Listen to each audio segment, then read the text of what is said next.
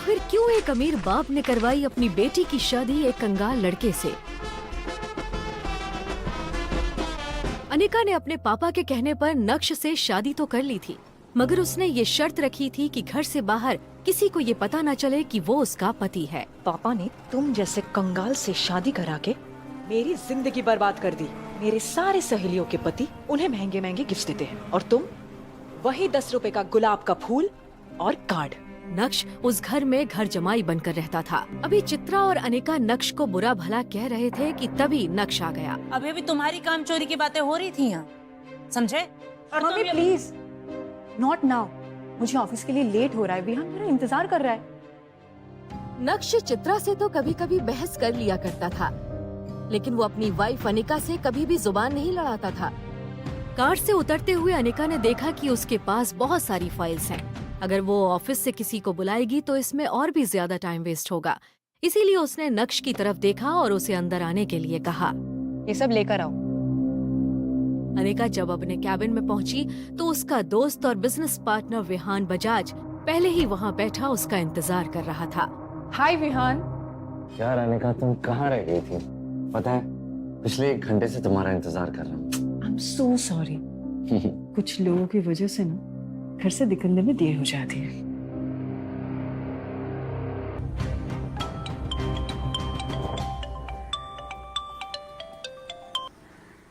Yes mister Bhanushali, मैं भी आप ही को कॉल करने वाला था। मैं जानता हूँ आपने मुझे किसी काम के लिए कॉल किया। आज मैंने तुम्हारी मीटिंग एक खास इंसान से फिक्स की है। एड्रेस मैसेज कर दिया है और मैं चाहता हूँ कि तुम एक बार उनसे मिल लो। ठीक है, मुझे किसी से मिलने में कोई तकलीफ नहीं है, लेकिन उसके पहले आपको मेरी 2 शर्तें पूरी करनी पड़ेगी। सबसे पहला ये कि मुझे आज के आज एक रेयर डायमंड नेकलेस चाहिए, और दूसरी मैं आपको मैसेज करता हूँ। ये शर्त भी उतनी ही खास है, और हाँ, दोनों शर्तें पूरी हो जानी चाहिए। ओके।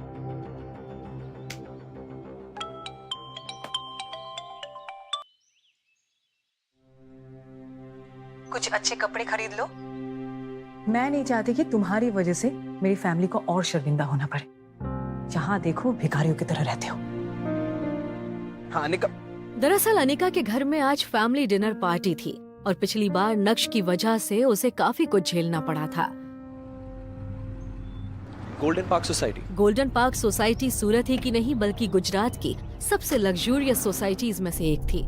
दरअसल यही वो जगह थी जहां मिस्टर भानुशाली ने आज उसकी एक सीक्रेट मीटिंग फिक्स की थी। लेकिन नक्श किससे मिलने जा रहा है इस बात की उसको कोई जानकारी नहीं थी। लेकिन जब नक्श लॉबी में पहुंचा तो वहां रूम के अंदर आदमी को देखकर उसका गुस्सा उबलने लगा, और नक्श बिना वहां रुके वहां से निकल गया। नक्श वहां से निकल ही रहा था कि तभी उसे एक मैसेज आया। दरअसल आज अनिका की फैमिली गैदरिंग अटेंड करने से पहले नक्श को अपनी हाई स्कूल रियूनियन में जाना था। ग्रेजुएशन के बाद इतने सालों में नक्श पहली बार अपने किसी कॉलेज या स्कूल रियूनियन में जा रहा था। इतने सालों में नक्श अपने किसी भी दोस्त से भी नहीं मिला था। उस रीयूनियन पार्टी के बारे में सोचते हुए नक्श को अपने सारे पुराने क्लासमेट्स याद आने लगे, जिनके साथ वो कभी स्कूल में मस्ती करता था। आज नक्श उन सब से फिर मिलने वाला था, और ये सोच कर ही नक्श एक्साइटेड हो रहा था। नक्श इन ख्यालों के साथ अभी आगे बढ़ ही रहा था कि तभी उसे अचानक कुछ याद आया और उसने मन ही मन कहा, शिट, अगर शिवानी भी वहाँ हुई तो? दरअसल शिवानी वो लड़की थी जिसे नक्श स्कूल के दिनों में पसंद करता था। हर दुनिया में कितने अजीब आदमी होते हैं। फेवर तो देखो उसके, करता धरता कुछ नहीं है और होना भी कुछ नहीं है, लेकिन आगे हमारी मैडम को गुस्सा दिलाने। यार इन 2 सालों में ना कुछ नहीं बदला।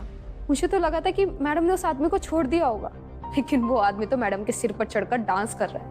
कभी कभी तो लगता है उन दोनों की शादी कैसे हो गई। शादी तो छोड़ो, इन 2 सालों में डाइवोर्स भी नहीं हुआ। मुझे तो ये देखकर ज्यादा हैरानी होती है। अनिका के मन में ये चल रहा था कि आखिर नक्श की वजह से उसे और कितना बेइज्जत होना पड़ेगा। यही सब सोचते हुए अनिका की नजर अपने पापा के फोटो पर पड़ी। मैं आपकी सबसे प्यारी बेटी थी पापा। मुझे ऐसा लगता था कि आप जो भी पसंद करोगे ना बहुत सोच समझ कर करोगे, इसलिए मैंने कभी भी किसी लड़के के साथ रिलेशनशिप में नहीं आई और ना ही आपके सामने मेरी शादी की कोई भी शर्त रखी। पर आपने क्या किया पापा? एक गधे से मुझे बांध दिया। फिर भी मैंने कोई सवाल नहीं किया। पर अगर उसकी हरकतों के बारे में मुझे पहले पता होता ना तो शायद मैं आपको मना कर देती। कहते हैं कि माँ बाप अपने बच्चों के लिए जो भी कुछ करते हैं वो उनकी भलाई सोच के ही करते हैं। सच कहूँ तो पापा,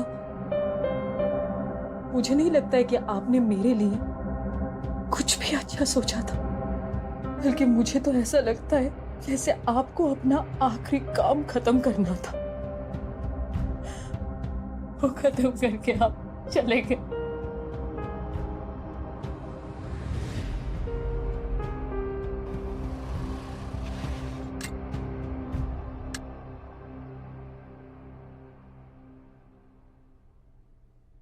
फटीचर कहाँ गुस्सा चला रहा है?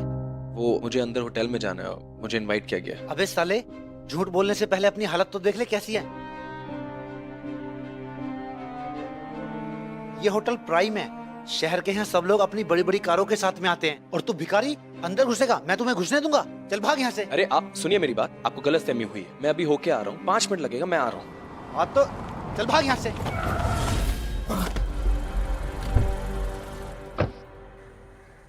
ये सब क्या हो रहा है? वो भी होटल के गेट पे। पता नहीं ऐसा करने से होटल की रेपुटेशन कितनी खराब होती है। देखिए ना सर, ये फटीचर पता नहीं कहाँ अंदर गुस्सा चला रहा है। मैंने हटाया तो हट नहीं रहा है। अरे नक्श सर, आप? सर मुझे माफ कर दीजिए, मुझे पता नहीं था कि आप हैं, नहीं तो मैं खुद आपको रिसीव करने आता। अपने मालिक को एक गरीब फटीचर के सामने ऐसे गिड़गिड़ाता हुआ देख वो गार्ड भी हैरान था कि क्यों इतना अमीर आदमी एक गरीब को सर कह रहा है। क्या नक्श सच में एक अमीर आदमी है? तो वो क्यों ऐसे गरीबों की तरह रह रहा है? क्यों उसके ससुराल वाले उसके साथ नौकरों की तरह बर्ताव करते हैं? क्या है नक्श की असली सच्चाई? जानने के लिए सुनिए पॉकेट एफएम की ये पूरी कहानी, इंस्टा एम्पायर, जिसे हिंदुस्तान में सबसे ज्यादा सुना जा रहा है। पूरी कहानी सुनने के लिए अभी नीचे दिए गए इंस्टॉल बटन पर क्लिक करें और पॉकेट एफएम डाउनलोड करें।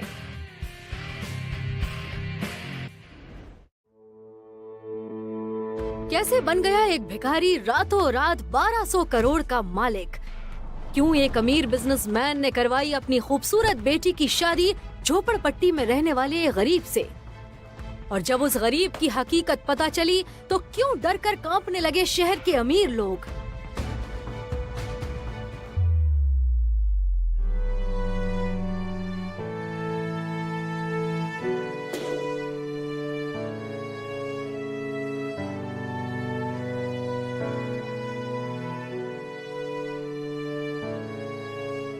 तुम मेरे पति नहीं होते ना तो नाली में काट के फेंक देती तुमको। मेरे फ्रेंड्स के पति उन्हें डायमंड रिंग, आईफोन देते हैं और तुम ये 10 रुपए का फूल दे रहे हो मुझे? हाँ, तुम्हें तो पति कहते हुए शर्म आती है मुझे। मूव।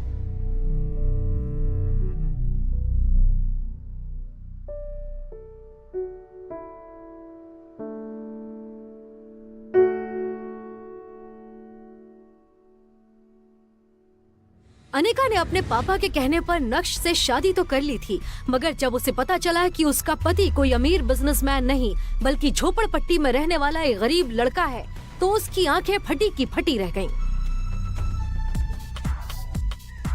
फिर अनिका ने ये शर्त रखी थी कि घर के बाहर किसी को पता न चले कि नक्श उसका पति है।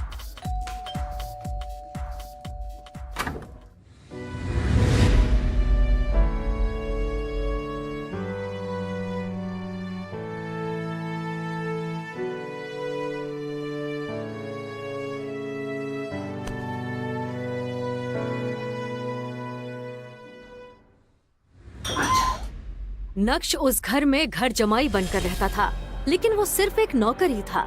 सब उसे जलील करते रहते। ना तो उसे घर में ठीक से खाने को मिलता था, ना ही उसके लिए कोई कमरा था। कभी कालीन पर तो कभी वो कुत्तों के कमरे में सो जाता। अनिका ने अपने दोस्तों को बता रखा था कि उसकी शादी विदेश जाकर हुई है और उसका पति लंदन में एक बड़ा बिजनेसमैन है। लेकिन जब अनिका के दोस्त उसे अपने हस्बैंड्स के दिए हुए महंगे महंगे गिफ्ट्स दिखाते तो वो जल भुनकर राख हो जाती। वैलेंटाइन आने वाला था और नक्श अनिका के लिए रेड रोज लाया था, जो उसने लेने से मना कर दिया और चिल्लाते हुए बोली, तुम्हारे पास सिर्फ 2 दिन हैं। मुझे वैलेंटाइंस पर एक महंगा गिफ्ट चाहिए जिसकी कीमत कम से कम 1 लाख रुपए हो, और अगर नहीं ला सके तो किसी ट्रेन के सामने खड़े होकर मर जाना। कम से कम तुमसे पीछा तो छूटेगा। मैंने आज तक इतने पैसे देखे भी नहीं है, इतना महंगा गिफ्ट कहाँ से ला कर दूंगा? तो ये तुम्हें मुझसे शादी करने से पहले सोचना चाहिए था ना। एक मर्द होकर अपनी बीवी की डिमांड्स भी पूरी नहीं कर सकते। छी। 2 दिन बाद वैलेंटाइन के दिन नक्श अनिका के पास आया और उसे एक गिफ्ट बॉक्स दिया। अनिका ने बुरा सा मुंह बनाकर उस डिब्बे को खोला और जैसे ही उसने अंदर का गिफ्ट देखा तो उसके होश उड़ गए। ये तो जिमी शू के सैंडल्स हैं। ये तो 10 लाख के आते हैं। ये तुम कहाँ से लाए? वो दरअसल ये ओरिजिनल नहीं है, बल्कि उसी महंगे सैंडल्स की कॉपी है। मैंने मार्केट से खरीदी है। ये नकली है। नकली? अनिका ने बुरा सा मुंह बनाकर उन सैंडल्स को अपने कमरे में रख दिया, पर सैंडल्स की क्वालिटी देखकर अनिका को नक्श पर थोड़ा शक हुआ, क्योंकि वो सैंडल्स एकदम ओरिजिनल लग रहे थे। एक्चुअली आप मिस्टर भानुशाली के दोस्त हैं? मिस्टर भानुशाली मतलब भानुशाली इंडस्ट्रीज के मालिक? पर उन्हें तो आज तक किसी ने नहीं देखा। बड़े बड़े लोग उनसे बात भी नहीं कर सकते। नहीं, मैं उन्हें नहीं जानती हूँ, पर तुमने ऐसा क्यों पूछा? मैम, आपके हाथ में ये जो बैग है ना, ये जिमी शू सैंडल का बैग है। मैं आए? ये स्पेशल एडिशन सैंडल है मैम। इसकी कटिंग, इसका डिजाइन, इसका लोगो नकली बनाना इम्पॉसिबल है। ये इंडिया में कल दूसरा पीस ही बिका है जो मिस्टर भानुशाली ने खरीदा है। क्या नक्श ही है मिस्टर भानुशाली, या नक्श ने चुराए हैं ये सैंडल्स? कहाँ से आए हैं ये लाखों के सैंडल्स बेरोजगार नक्श के पास? क्या है नक्श की असलियत? अगर वो इतना अमीर है तो क्यों रहता है अपनी ससुराल में घर जमाई बनकर?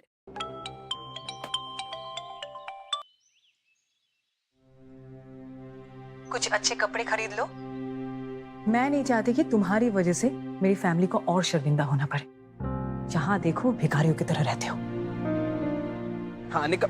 दरअसल अनिका के घर में आज फैमिली डिनर पार्टी थी और पिछली बार नक्श की वजह से उसे काफी कुछ झेलना पड़ा था। Golden park society. Golden park society Surat ही की नहीं बल्कि गुजरात की सबसे लग्जूरियस सोसाइटीज में से एक थी। दरअसल यही वो जगह थी जहां मिस्टर भानुशाली ने आज उसकी एक सीक्रेट मीटिंग फिक्स की थी। लेकिन नक्श किससे मिलने जा रहा है इस बात की उसको कोई जानकारी नहीं थी। लेकिन जब नक्श लॉबी में पहुंचा तो वहां रूम के अंदर आदमी को देखकर उसका गुस्सा उबलने लगा और नक्श बिना वहां रुके वहां से निकल गया। नक्श वहां से निकल ही रहा था कि तभी उसे एक मैसेज आया। दरअसल आज अनिका की फैमिली गैदरिंग अटेंड करने से पहले नक्श को अपनी हाई स्कूल रियूनियन में जाना था। ग्रेजुएशन के बाद इतने सालों में नक्श पहली बार अपने किसी कॉलेज या स्कूल रियूनियन में जा रहा था। इतने सालों में नक्श अपने किसी भी दोस्त से भी नहीं मिला था। उस रीयूनियन पार्टी के बारे में सोचते हुए नक्श को अपने सारे पुराने क्लासमेट्स याद आने लगे जिनके साथ वो कभी स्कूल में मस्ती करता था। आज नक्श उन सब से फिर मिलने वाला था और ये सोच कर ही नक्श एक्साइटेड हो रहा था। नक्श इन ख्यालों के साथ अभी आगे बढ़ ही रहा था कि तभी उसे अचानक कुछ याद आया और उसने मन ही मन कहा, शिट, अगर शिवानी भी वहाँ हुई तो? दरअसल शिवानी वो लड़की थी जिसे नक्श स्कूल के दिनों में पसंद करता था। अनिका के मन में ये चल रहा था कि आखिर नक्श की वजह से उसे और कितना बेइज्जत होना पड़ेगा। यही सब सोचते हुए अनिका की नजर अपने पापा के फोटो पर पड़ी। मैं आपकी सबसे प्यारी बेटी थी पापा। मुझे ऐसा लगता था कि आप जो भी पसंद करोगे ना बहुत सोच समझ कर करोगे, इसलिए मैंने कभी भी किसी लड़के के साथ रिलेशनशिप में नहीं आई और ना ही आपके सामने मेरी शादी की कोई भी शर्त रखी। पर आपने क्या किया पापा, एक गधे से मुझे बांध दिया। फिर भी मैंने कोई सवाल नहीं किया। पर अगर उसकी हरकतों के बारे में मुझे पहले पता होता ना तो शायद मैं आपको मना कर देती। कहते हैं कि माँ बाप अपने बच्चों के लिए जो भी कुछ करते हैं वो उनकी भलाई सोच के ही करते हैं। सच कहूँ तो पापा, मुझे नहीं लगता है कि आपने मेरे लिए कुछ भी अच्छा सोचा था, बल्कि मुझे तो ऐसा लगता है जैसे आपको अपना आखिरी काम खत्म करना था, वो खत्म करके आप चले गए।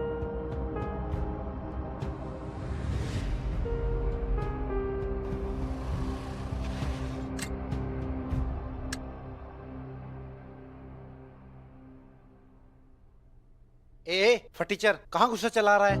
वो मुझे अंदर होटल में जाना है, मुझे इनवाइट किया गया। अबे साले, झूठ बोलने से पहले अपनी हालत तो देख ले कैसी है। ये होटल प्राइम है, शहर के यहाँ सब लोग अपनी बड़ी बड़ी कारों के साथ में आते हैं, और तू भिखारी अंदर घुसेगा? मैं तुम्हें घुसने दूंगा? चल भाग यहाँ से। अरे आप सुनिए मेरी बात, आपको गलतफहमी हुई है। मैं अभी होके आ रहा हूँ, 5 मिनट लगेगा, मैं आ रहा हूँ। हाँ तो चल भाग यहाँ से।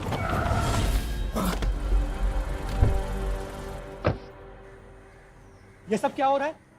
वो भी होटल के गेट पे। पता नहीं ऐसा करने से होटल की रेपुटेशन कितनी खराब होती है। देखिए ना सर, ये फटीचर पता नहीं कहाँ अंदर गुस्सा चला रहा है। मैंने हटाया तो हट नहीं रहा है। अरे नक्श सर, आप? सर मुझे माफ कर दीजिए, मुझे पता नहीं था कि आप हैं, नहीं तो मैं खुद आपको रिसीव करने आता। अपने मालिक को एक गरीब फटीचर के सामने ऐसे गिड़गिड़ाता हुआ देख वो गार्ड भी हैरान था कि क्यों इतना अमीर आदमी एक गरीब को सर कह रहा है। क्या नक्श सच में एक अमीर आदमी है? तो वो क्यों ऐसे गरीबों की तरह रह रहा है? क्यों उसके ससुराल वाले उसके साथ नौकरों की तरह बर्ताव करते हैं? क्या है नक्श की असली सच्चाई? जानने के लिए सुनिए पॉकेट एफएम की ये पूरी कहानी, इंस्टा एम्पायर, जिसे हिंदुस्तान में सबसे ज्यादा सुना जा रहा है। पूरी कहानी सुनने के लिए अभी नीचे दिए गए इंस्टॉल बटन पर क्लिक करें और पॉकेट एफएम डाउनलोड करें। कैसे बन गया एक भिखारी रातों रात 1200 करोड़ का मालिक? क्यों एक अमीर बिजनेसमैन ने करवाई अपनी खूबसूरत बेटी की शादी झोपड़पट्टी में रहने वाले एक गरीब से? और जब उस गरीब की हकीकत पता चली तो क्यों डर कर कांपने लगे शहर के अमीर लोग? अनिका ने अपने पापा के कहने पर नक्श से शादी तो कर ली थी, मगर उसने ये शर्त रखी थी कि घर से बाहर किसी को ये पता न चले कि वो उसका पति है। पापा ने तुम जैसे कंगाल से शादी करा के मेरी जिंदगी बर्बाद कर दी। मेरे सारे सहेलियों के पति उन्हें महंगे महंगे गिफ्ट देते हैं, और तुम वही 10 रुपए का गुलाब का फूल और कार्ड। नक्श उस घर में घर जमाई बनकर रहता था, लेकिन वो सिर्फ एक नौकर ही था। सब उसे जलील करते रहते। ना तो उसे घर में ठीक से खाने को मिलता था, ना ही उसके लिए कोई कमरा था। कभी कालीन पर तो कभी वो कुत्तों के कमरे में सो जाता। अपना पॉकेट खर्च चलाने के लिए वो एक जगह चपरासी की नौकरी भी करता था। अनिका ने अपनी सहेलियों को बता रखा था कि उसकी शादी विदेश जाकर हुई है और उसका पति लंदन में बड़ा बिजनेसमैन है। इस बार न्यू ईयर में मुझे एक महंगा गिफ्ट चाहिए, वो जिसकी कीमत लाखों में है। तुम्हें पता है मैंने आज तक इतने पैसे देखे भी नहीं है, कहाँ से लाके दूंगा इतना महंगा तोहफा? तो ये तुम्हें मुझसे शादी करने से पहले सोचना चाहिए था। मर्द होकर अपनी बीवी की डिमांड्स भी पूरी नहीं कर सकते। नक्श को अपनी पत्नी की ये बात चुभ गई। 2 दिन बाद वैलेंटाइन के दिन नक्श अनिका के पास आया और उसे एक गिफ्ट बॉक्स दिया, और जैसे ही उसने अंदर का गिफ्ट देखा तो उसके होश उड़ गए। ये तो जिमी शू के सैंडल्स हैं। ये तो 10 लाख के आते हैं। ये तुम कहाँ से लाए? वो दरअसल ये ओरिजिनल नहीं है, बल्कि उसी महंगे सैंडल्स की कॉपी है। मैंने मार्केट से खरीदी है। ये नकली है। नकली? पर सैंडल्स की क्वालिटी देखकर अनिका को नक्श पर थोड़ा शक हुआ, क्योंकि वो सैंडल्स एकदम ओरिजिनल लग रहे थे। एक्चुअली आप मिस्टर भानुशाली के दोस्त हैं? मिस्टर भानुशाली? नहीं, मैं उन्हें नहीं जानती हूँ, पर तुमने ऐसा क्यों पूछा? मैम, आपके हाथ में ये जो बैग है ना, ये जिमी सैंडल का बैग है। मैं आए? ये स्पेशल एडिशन सैंडल है मैम। इसकी कटिंग, इसका डिजाइन, इसका लोगो नकली बनाना इम्पॉसिबल है। ये इंडिया में कल दूसरा पीस ही बिका है जो मिस्टर भानुशाली ने खरीदा। क्या नक्श ही है मिस्टर भानुशाली, या नक्श ने चुराए हैं ये सैंडल्स?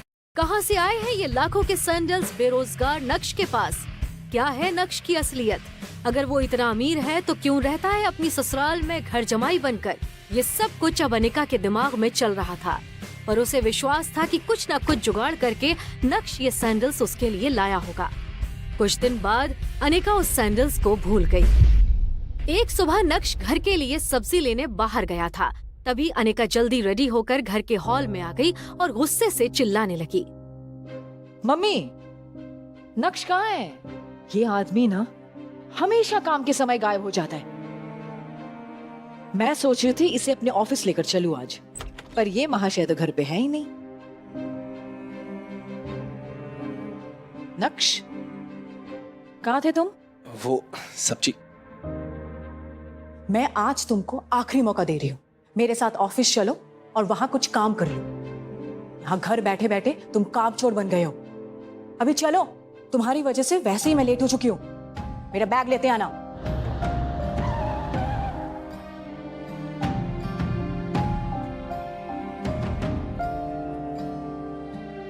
ये सब लेकर आओ। हाय विहान। यार अनिका कहाँ रह गई थी तुम? पता है 1 घंटे से तुम्हारा इंतजार कर रहा हूँ। I'm so sorry Vihaan. कुछ लोगों के कारण घर से निकलने में देर हो जाती है। अब इसमें सॉरी की क्या बात है? खैर, ये देखो अनिका, भव्य साची का लहंगा तुम्हारे लिए लाया हूँ। तुम्हें अपनी फ्रेंड की वेडिंग पे जाना था ना, अब तुम ये वहीं पहनना। वाह विहान, ये तुम मेरे लिए लाए हो? हाँ, ये बहुत सुंदर है। Thank you so much for your gift. Vihaan Anika को इम्प्रेस करने की पूरी कोशिश कर रहा था। अनिका, ये लहंगा नकली है। क्या? ये ओरिजिनल की कॉपी है। ये क्या बक रहे हो तुम? कभी भव्य साची का नाम भी सुना है और इसे नकली बता रहे हो? ओरिजिनल लहंगे में सिल्क यूज होता है। इसका फैब्रिक भी अलग है और डिजाइन भी अलग। दूसरी बात, इसमें भव्य साची की जो स्पेलिंग है, पहला लेटर कैपिटल में है। असली लहंगे में सब स्मॉल में होते हैं। इस तरह के नकली लहंगे शहर में 5-5 हजार के बिकते हैं। अनिका ने जब ध्यान से देखा तो वो सच में नकली लहंगा निकला और ये देखकर विहान भी चुप हो गया और अपनी सफाई में कहने लगा, मुझे लगता है मेरे दोस्त ने मुझे झूठ बोला है। मैं उसे छोड़ूंगा नहीं। मैंने तुम्हारे लिए ओरिजिनल भव्य साची का लहंगा बनवाया था। अनिका, मैं भला तुम्हें नकली लहंगा क्यों दूंगा? मुझे जाना है, मुझे कुछ काम है।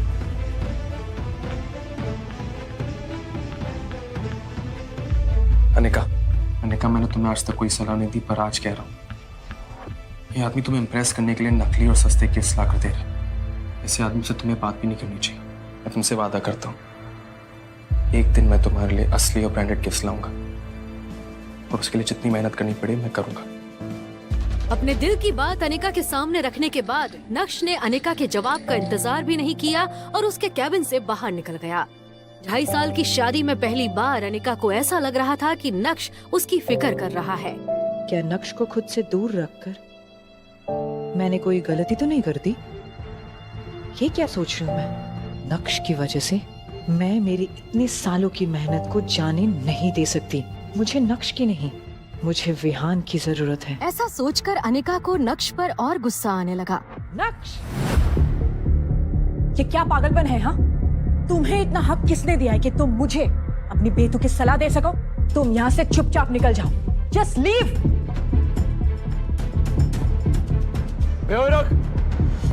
साता कहाँ है? सुनना ही नहीं देता क्या? कब से आवाज दे रहा हूँ, बह रहा है क्या?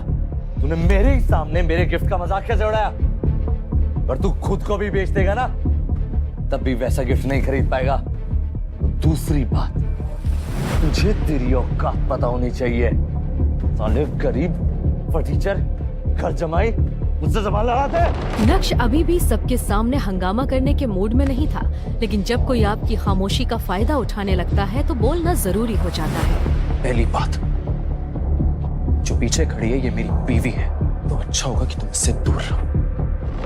दूसरी बात, मेरी बीवी को तुम जैसे इंसान से गिफ्ट्स लेने की जरूरत नहीं है, मैं उसे खुद लाकर दे सकता हूं। तो अपनी ढोंगी दिखावा बंद कर। और हाँ, तीसरी बात, जब जेब में नोट ना हो तो चिल्लर बजाकर दिखावा नहीं करते।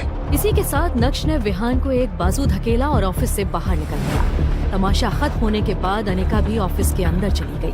अनिका गुस्से से आग बबूला हो रही थी। उसकी जलती आंखों के सामने सिर्फ नक्श का चेहरा घूम रहा था और वो जितना नक्श के बारे में सोच रही थी, उसका गुस्सा उतना ही बढ़ता जा रहा था। पिछले कुछ महीनों से अनिका की कंपनी के हालात ठीक नहीं थे। वो मुश्किल से उसे संभालने की कोशिश कर रही थी। क्या करे उसे ये समझ नहीं आ रहा था। तभी उसे विहान मिला और जब उसकी दोस्ती विहान से हुई तब जाके उसे पता चला कि वो एक बहुत बड़े परिवार से ताल्लुक रखता है। और बस यहाँ से अनिका ने विहान को अपने जाल में फंसाना शुरू किया।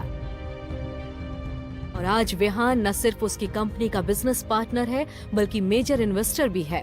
और विहान की वजह से ही अनिका की कंपनी अभी चल रही है। इस कंपनी के सारे लॉसेस विहान ही बेयर करता है और अनिका को इसकी बहुत जरूरत भी है। अनिका का विहान से दोस्ती करना कोई आसान काम नहीं था। कितने पापड़ बेलने के बाद वो उसके करीब आ रही थी। सब ठीक चल रहा था, सब कुछ अनिका के प्लान के मुताबिक हो रहा था। लेकिन नक्श ने आकर आज सब कुछ बिगाड़ दिया। अब अनिका मन ही मन सोच रही थी, क्या जरूरत थी नक्श को विहान को ऐसा कुछ कहने की। अब पता नहीं वो मेरी कंपनी में अपना पैसा इन्वेस्ट करेगा या नहीं।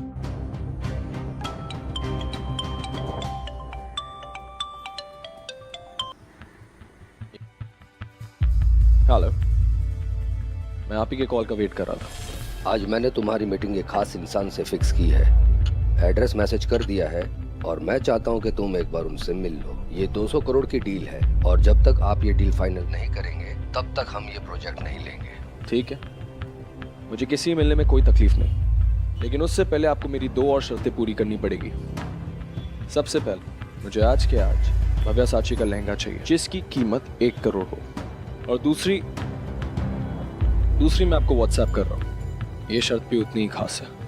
और हाँ, काम हो जाना चाहिए। ओके। फोन रखते ही नक्श ने देखा कि उसे व्हाट्सएप पर एक एड्रेस आया था। वो एड्रेस गोल्डन पार्क सोसाइटी का था जहां उसे मीटिंग करने जाना था। गोल्डन पार्क सोसाइटी सूरत ही की नहीं बल्कि गुजरात की सबसे लग्जूरियस सोसाइटीज में से एक थी। लेकिन नक्श किससे मिलने जा रहा है इस बात की उसे कोई जानकारी नहीं थी। नक्श टैक्सी को पकड़कर गोल्डन पार्क सोसाइटी की तरफ निकल गया। उस सोसाइटी में सूरत के ही नहीं बल्कि गुजरात के सबसे अमीर लोग रहते थे। शहर के अमीर लोग वहां आया जाया करते थे। नक्श जैसे ही अंदर जाने के लिए आगे बढ़ा तो उसके पुराने कपड़े, पैर में चप्पल देखकर सिक्योरिटी गार्ड ने उसे गेट के बाहर ही रोक दिया। फटीचर, कहाँ गुस्सा चला आ रहा है? वो मुझे अंदर जाना, मेरी मीटिंग है। अबे साले, ये गोल्डन पार्क सोसाइटी है। यहाँ शहर के लोग अपनी बड़ी बड़ी कारों में आते हैं और तू भिखारी यहाँ भीख मांगने घुसा रहा है। चल भाग यहाँ से, चल। ऐसा कहकर गार्ड ने नक्श को जोर से धक्का दे दिया जिससे नक्श वहीं सड़क पर गिर गया और एक महंगी कार के सामने आ गया। उस कार ने तेजी से ब्रेक लगाए और नक्श गाड़ी के नीचे आने से बच गया। क्या हो रहा है सब सोसाइटी के गेट पर? पता नहीं, सब करने से हमारी सोसाइटी की रेपुटेशन खराब होती है। देखिए ना सर, ये फटीचर अंदर घुसा चला आ रहा है। इसे रोका तो रुक नहीं रहा।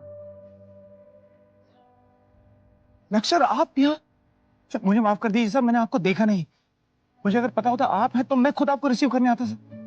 बेवकूफ, जानता है कौन है ये? सर के सामने मेरी इज्जत खराब कर दी। मैं तुझे अपनी नौकरी से निकाल। इसमें इसकी कोई गलती नहीं। मेरी हालत ही कुछ ऐसी है, कोई भिखारी ही समझेगा। लेकिन सर आप यहाँ इस हालत में?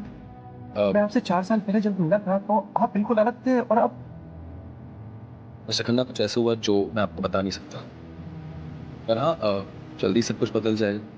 फिलहाल मुझे अंदर एक मीटिंग के लिए जाना। मैं आपसे फिर बाद में मिलता हूँ। Sure sir.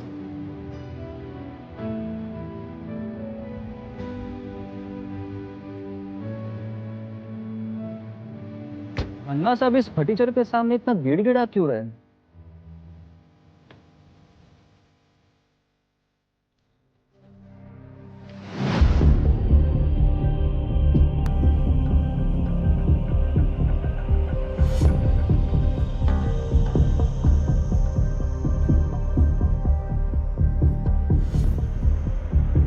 तुमने मुझे पहले क्यों नहीं बताया कि मैं इस इंसान से डीलिंग कर रहा हूँ? मैं इस इंसान के साथ कोई मीटिंग नहीं कर रहा। 200 करोड़ तो क्या, मैं इसके साथ 20,000 की भी डीलिंग नहीं करूंगा। कौन था ये इंसान जिससे डर कर छुप रहा था नक्श? क्या नक्श सच में गरीब है? तो कैसे वो 200 करोड़ रुपए की डील कर रहा है? और अगर नक्श अमीर है तो क्यों वो रह रहा है गरीबों की तरह अपने ससुराल में? क्या होगा जब अनिका को पता चलेगी नक्श की हकीकत? क्यों हुई नक्श की शादी अनिका के साथ? मिलेंगे इनसे भी कई मजेदार सवालों के जवाब। बस जानने के लिए अभी सुनिए पॉकेट एफएम की ये पूरी कहानी, इंस्टा एम्पायर, जिसे हिंदुस्तान में सबसे ज्यादा सुना जा रहा है। फ्री कहानी सुनने के लिए अभी नीचे दिए गए इंस्टॉल बटन पर क्लिक करें और पॉकेट एफएम डाउनलोड करें।